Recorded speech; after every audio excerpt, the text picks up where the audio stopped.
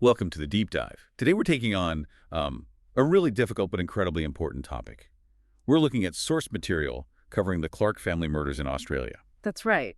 It's a detailed account of a tragedy from 2020, one that really shook the country and, well, forced some hard conversations.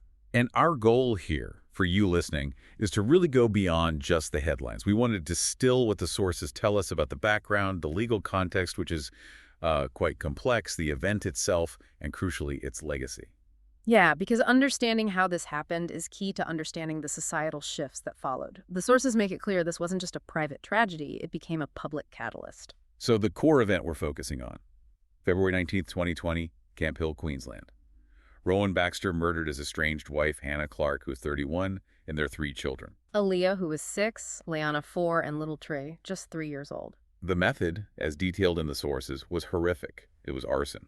He used petrol to set their car on fire while they were inside. It's classified as a quadruple murder-suicide.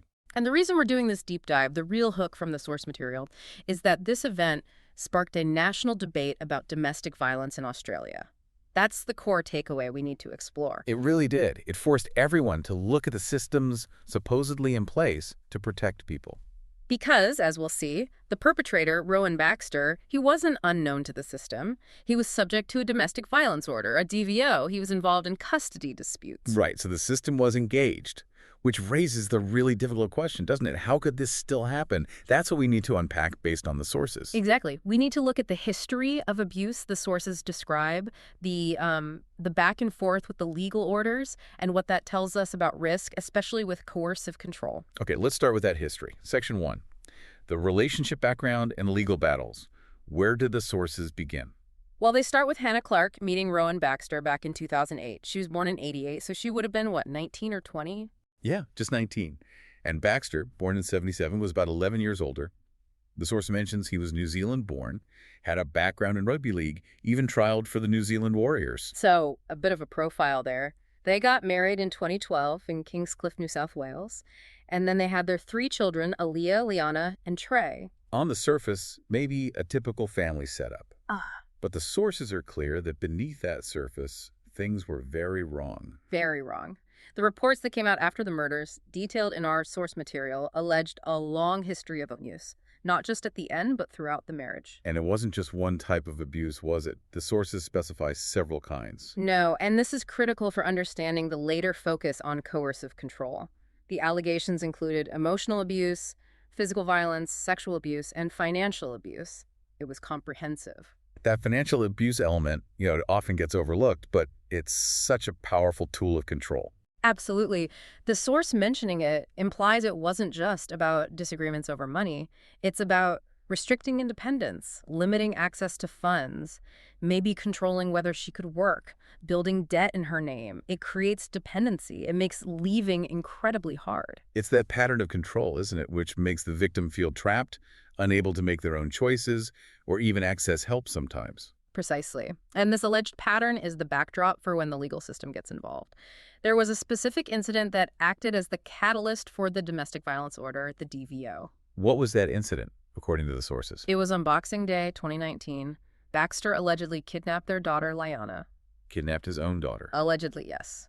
That act really escalated things, obviously, and moved it beyond just relationship conflict into a serious criminal matter, and that's what led to the DVO being issued against him. Okay, so a DVO is put in place that's supposed to offer protection, impose restrictions, but this is where the timeline gets, well, messy. The sources describe a kind of legal seesaw. Yeah, it's quite confusing and concerning when you lay it out. After the DVO, they went into mediation for custody. Hannah, through her lawyers, offered Baxter a consent order. A consent order, that's legally binding, right? Filed with the court. Exactly. It Right. would have been enforceable by law. The offer was for 165 days of custody per year, which is, quite significant access. And Baxter's response. He refused it, flat out refused to sign, apparently went against his own lawyer's advice. Wow. Refusing a formal, legally binding agreement that still gave him substantial time with his kids? What does that signal? Well, looking back, it signals a potential unwillingness to be constrained by the court, doesn't it? To be held legally accountable if he breached the terms. He didn't want those formal boundaries. Okay, so he refuses the binding order. But then what happens with the DVO itself? Does it get stricter? This is the really jarring part. No. In January 2020, just weeks later, the DVO was actually varied in the Holland Park Magistrates Court. Buried how? Varied to restore Baxter's full access to the children. Wait, he refuses a legally binding custody agreement, which seems like a warning sign, and then the court eases the DVO restrictions to give him full access back. That's what the sources indicate. It's a profound contradiction. You have the DVO system meant for protection and the family law impulse towards maintaining parental contact, seemingly pulling in opposite directions. It really makes you question the risk assessment, doesn't it? What information was prioritized? Was the alleged history of abuse, the kidnapping incident, the refusal to sign the consent order, was all that weighed properly against the idea of parental access? That's the core question debated after the fact. Did the system underestimate the danger signals? Because after getting full access back via the court order, did he then agree to the binding consent order? Did he sign it then? No. Still refused the legally binding one. Instead, he signed something called a parenting agreement. What's the difference? Crucially, the source notes this parenting agreement was explicitly not legally binding.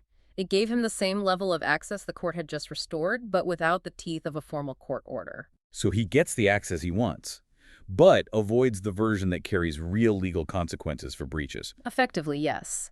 It seems like a way to secure access while minimizing accountability.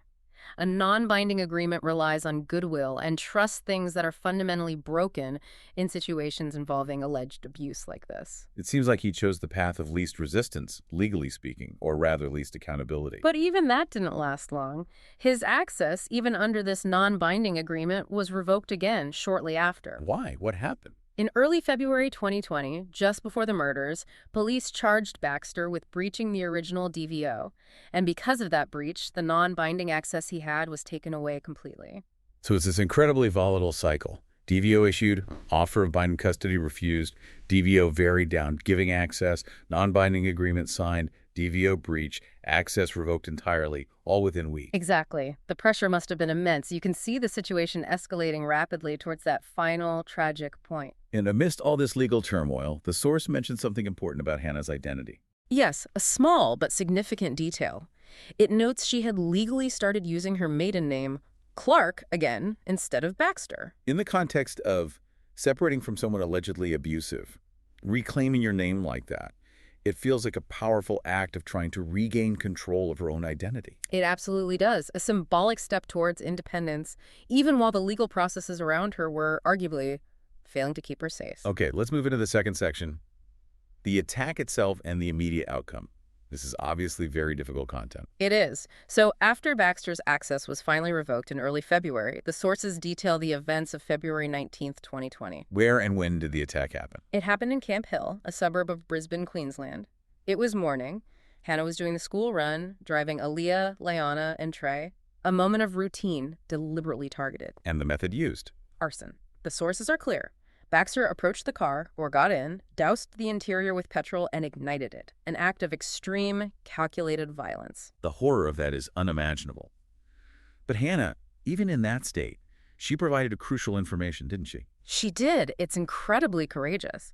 Bystanders pulled her from the burning car. She had horrific burns, ultimately covering 97% of her body, but she was conscious initially. As she spoke. Yes. She explicitly told the bystanders, and later the first responders, that Rowan Baxter had poured petrol on her. There was no doubt who did it or how. Her own words confirmed it. That's vital evidence, directly from the victim. What was Baxter doing while this was happening? While the car was burning with his children inside? According to the sources, his actions were just monstrous. He actively tried to stop bystanders who were trying to extinguish the fire or help the children. He prevented rescue attempts. That's what's reported. It shows a terrifying commitment to ensuring the children died. It wasn't impulsive, it was methodical. After preventing help, he then stabbed himself at the scene. And died there. Yes, he died at the scene from self-inflicted stab wounds. So the immediate fatalities were? Aaliyah, Liana, and Trey died in the car. Hannah was alive when pulled out, but critically injured. She was rushed to the Royal Brisbane Hospital. But she couldn't be saved. No. Despite the medical efforts, the bites were too severe. She died later that evening. So the event is classified correctly as a quadruple murder-suicide.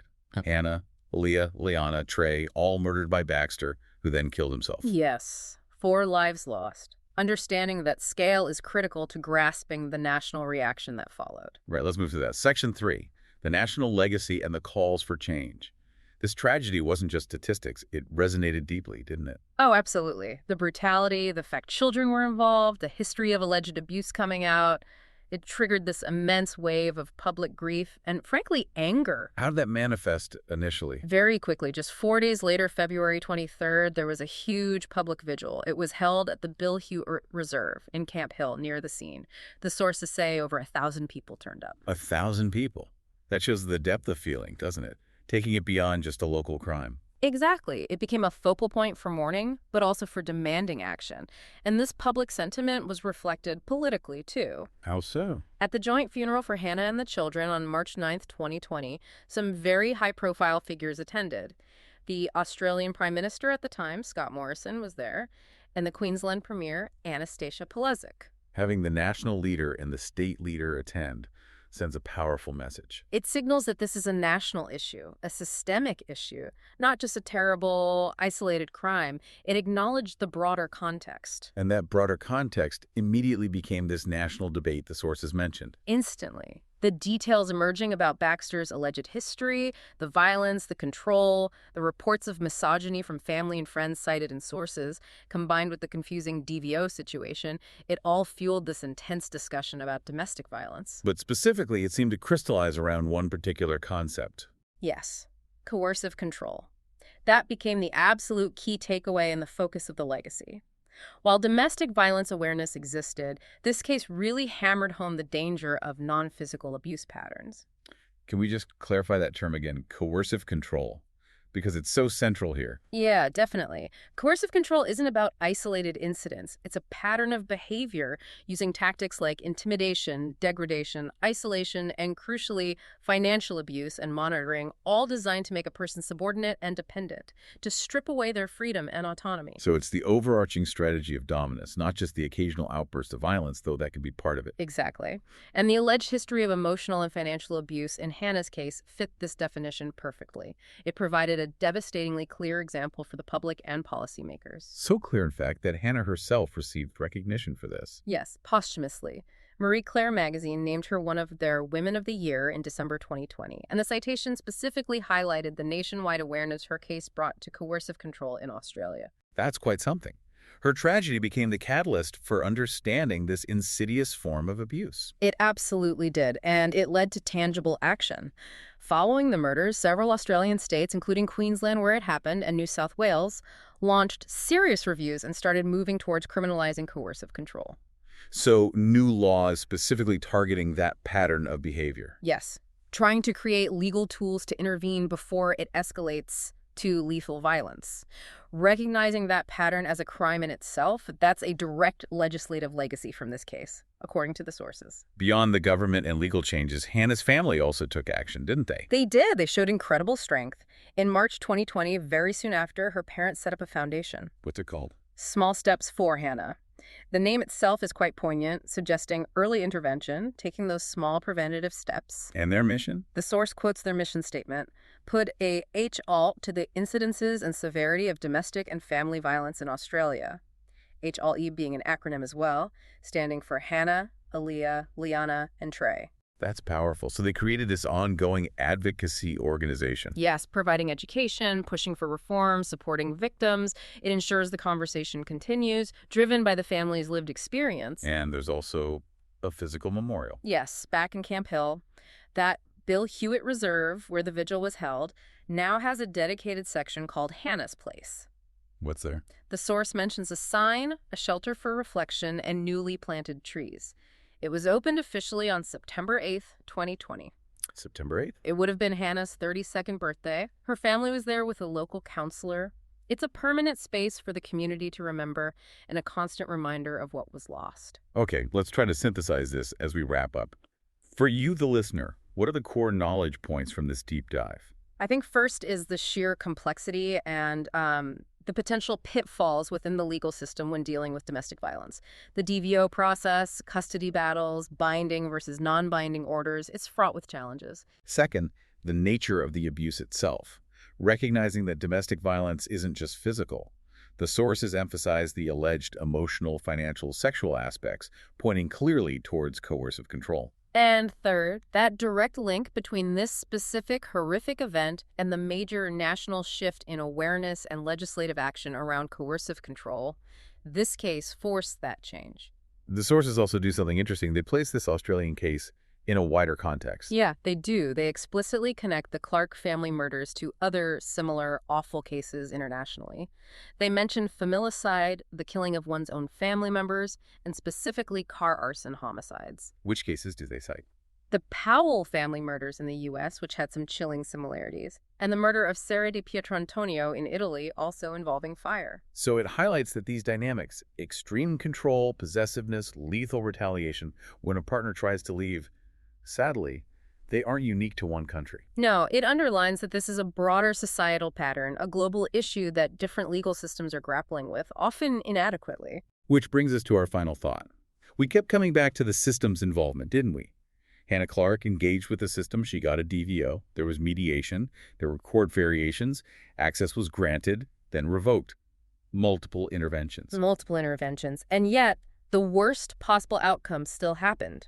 The system was involved, but it didn't prevent the tragedy. So the question this leaves us with, building directly on the source material, if the legal system, despite multiple points of contact and intervention as detailed in these sources, failed to stop this predictable escalation of coercive control into murder, Then what fundamental changes are needed and how risk is assessed? Especially, how do we weigh documented patterns of control against assumptions about parental rights to ensure safety is genuinely the top priority?